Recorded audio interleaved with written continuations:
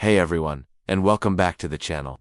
Today, we're diving into a topic that's close to my heart, a journey I think we all go on in some way or another. It's about that incredible shift from a state of innocence to one of insightful savvy. It's about unlocking the inner genius that's been waiting inside you all along.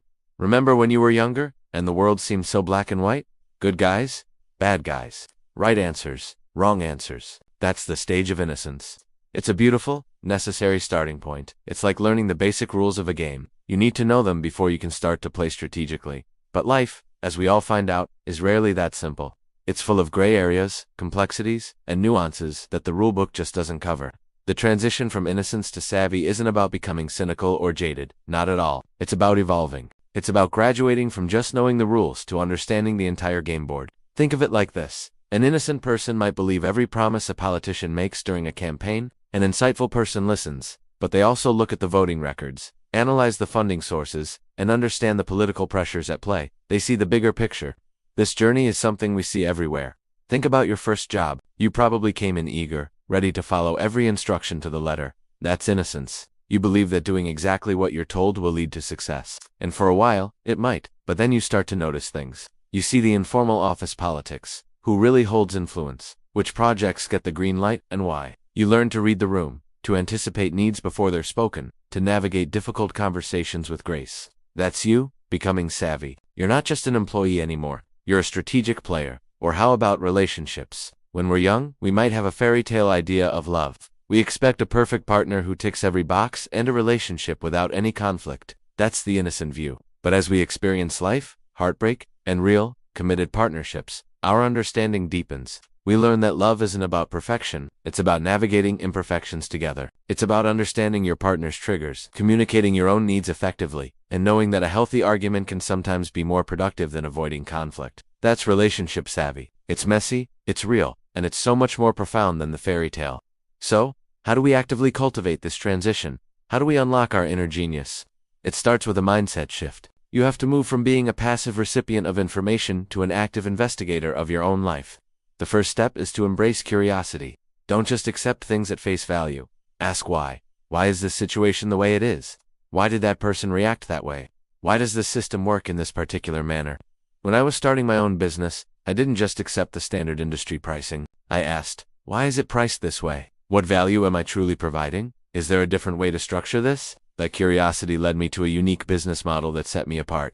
It was a game changer. Curiosity is the engine of insight. Next, you need to become a student of human nature. This doesn't mean you need a psychology degree. It means paying attention, watch people, listen more than you speak. Try to understand their motivations, their fears, their desires. When you're in a negotiation, don't just focus on your own goals. Try to understand what the other person truly wants. Maybe it's not just about the money. Maybe they want respect, security, or a creative outlet. When you understand their underlying needs, you can find a win-win solution they might not have even seen themselves.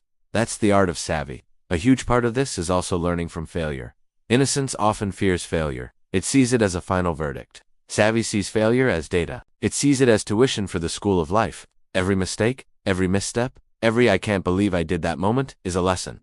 The key is to not just feel bad about it, but to analyze it. What went wrong? What was my role in it? What will I do differently next time? My first few video projects were, honestly, not great. The lighting was bad. The audio was echoey. I could have gotten discouraged and quit. Instead, I saw each bad video as a checklist of things to improve. That failure was my greatest teacher. It's not about avoiding mistakes, it's about not wasting them. Another powerful tool is to expand your circle of influence. Surround yourself with people who are different from you. People with different backgrounds, different expertise, different worldviews. Innocence tends to stay in a comfortable bubble with people who think and act the same. Savvy seeks out diverse perspectives. Have lunch with someone from a different department. Join a club or a group that pushes you out of your comfort zone. Read books by authors you disagree with. Each new perspective is like adding another lens to your camera, allowing you to see the world with more depth and clarity. And let's be real, this transition can be uncomfortable. It's hard to let go of simple beliefs. It can be painful to realize you are naive about a person or a situation. There's a certain comfort in innocence, but the growth that happens on the other side is where your true power lies. Your inner genius isn't some magical bolt of lightning. It's the wisdom you accumulate through experience, observation, and reflection. Think about the wisest people you know. They aren't the ones who have had the easiest lives. They're the ones who have been through things, who have faced challenges, and who have taken the time to learn from them. They have a certain calm and ability to see through the noise and get to the heart of the matter. They don't panic, because they've seen variations of this problem before. That is insightful, savvy, that is the genius we're talking about. It's about knowing when to speak up and when to stay silent. It's about knowing which battles are worth fighting and which are best left alone. It's about understanding the unspoken rules of a new environment. It's about trusting your gut, your intuition, because you've spent years feeding it with real-world data and experience. So, I challenge you today to look at your own life.